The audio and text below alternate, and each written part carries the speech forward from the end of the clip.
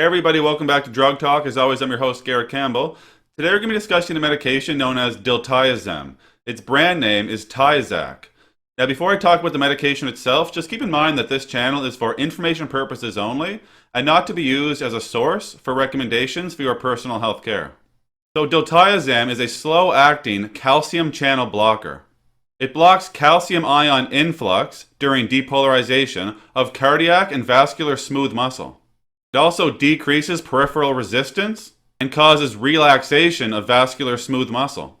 In terms of indications for use, Diltiazem is indicated to be used in the treatment of hypertension or high blood pressure.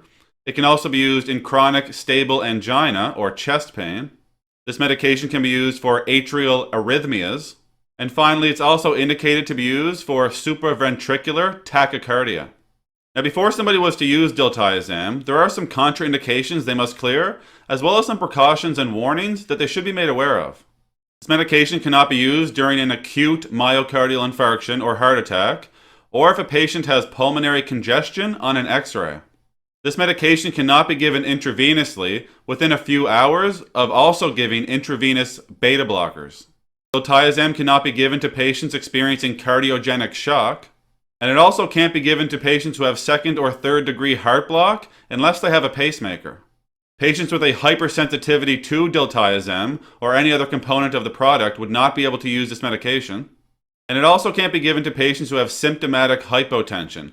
So typically this would be a systolic blood pressure less than 90. Now in terms of precautions, this medication is on the Beers criteria, which is a list of medication that the elderly population should either avoid or use cautiously. We would want to avoid giving this medication for heart failure in the elderly population, as fluid retention may occur and exacerbation of heart failure may also occur. It should be noted that supraventricular arrhythmias may occur during IV administration of this medication. We would want to avoid giving Diltiazem intravenously with other intravenous medications that are also known to reduce peripheral resistance. We would typically want to avoid giving this medication with beta blockers, as they would have an additive effect on the heart rate. Dermatological side effects such as exfoliative dermatitis have been reported with the use of Diltiazem. We would want to use this medication cautiously in patients who have hepatic or liver impairment due to the increased risk of toxicity. We should also use this medication cautiously in patients who have renal or kidney impairment. Now, once somebody is cleared of the contraindications and made aware of the precautions and warnings, and they start to use Diltiazem, it is available in several dosage forms, but typically they would receive their dose orally. If somebody is using the extended release capsule for hypertension or high blood pressure, they would typically start off with a dose of 120 to 240 milligrams once daily. The usual maintenance dose would be somewhere between 120 and 540 milligrams daily. If somebody is using the extended release capsules for chronic stable angina, they would typically use 120 to 180 milligrams once daily initially. The dose can be titrated every 7 to 14 days, up to a dose of 540 milligrams once daily.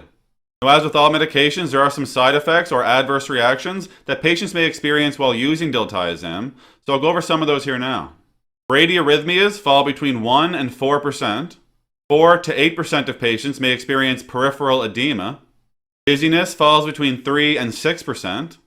And up to 5% of patients may experience a headache. 2% may experience a cough, and 5% may experience fatigue. Now, some more serious but rare side effects would be congestive heart failure. This would happen less than 2% of the time. Heart block or myocardial infarction. And finally, hepatotoxicity. That's all we're going to talk about today with Diltiazem or Tiazac. As always, I'm very thankful you took the time to come by and watch one of my videos. If you found the information valuable and you'd like to help grow this channel, you can like the videos, share the videos, or most importantly, subscribe to the YouTube channel. There's also some links in the description you can check out as well. That's it for today. Take care.